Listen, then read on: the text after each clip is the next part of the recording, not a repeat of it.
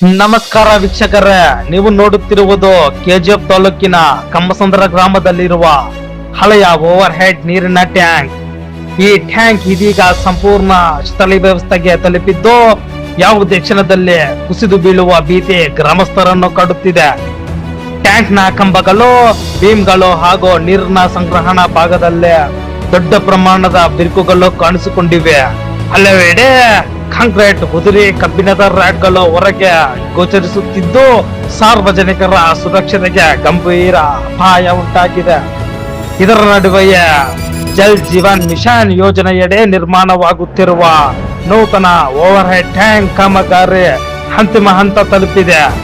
ಆದರೂ ಹೊಸ ಟ್ಯಾಂಕ್ಗೆ ಇನ್ನೂ ನೀರಿನ ಸಂಪರ್ಕ ಕಲ್ಪಿಸದಿರುವುದರಿಂದ ಗ್ರಾಮಕ್ಕೆ ಹಳೆಯ ಹಾಗೂ ಅಪಾಯದ ಸ್ಥಿತಿಯಲ್ಲಿರುವ ಟ್ಯಾಂಕ್ ನಿಂದಲೇ ನೀರು ಸರಬರಾಜು ಮಾಡಲಾಗುತ್ತಿದೆ.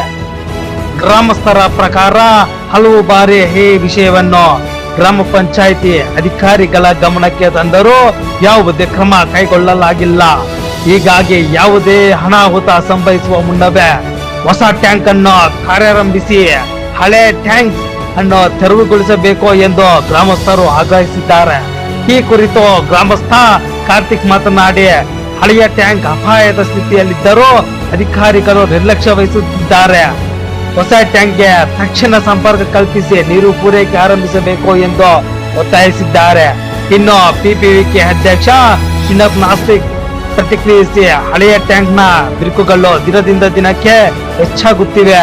ಯಾವುದೇ ಅನಾಹುತ ಸಂಭವಿಸುವ ಮುನ್ನವೇ ಈ ಶಿಥಿಲಗೊಂಡ ಟ್ಯಾಂಕ್ ಅನ್ನು ನೆಲಸಮಗೊಳಿಸಿ ಸಾರ್ವಜನಿಕರ ಸುರಕ್ಷತೆಗೆ ತುರ್ತು ಕ್ರಮ ಕೈಗೊಳ್ಳಬೇಕು ಎಂದು ಆಗ್ರಹಿಸಿದ್ದಾರೆ.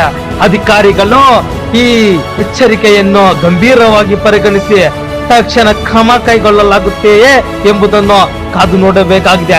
ಈ ಬಗ್ಗೆ ನಿಮ್ಮ ಅಭಿಪ್ರಾಯವೇನು? ಕಾಮೆಂಟ್ ಮೂಲಕ ತಿಳಿಸಿ. ವಿಡಿಯೋ ಇಷ್ಟವಾದರೆ ಲೈಕ್ ಮಾಡಿ, ಶೇರ್ ಮಾಡಿ, ಸಬ್ಸ್ಕ್ರೈಬ್ ಮಾಡಿ. ಮತ್ತೊಂದು ಸುದ್ದಿಯಲ್ಲಿ ಸಿಗೋಣ. ಧನ್ಯವಾದಗಳು.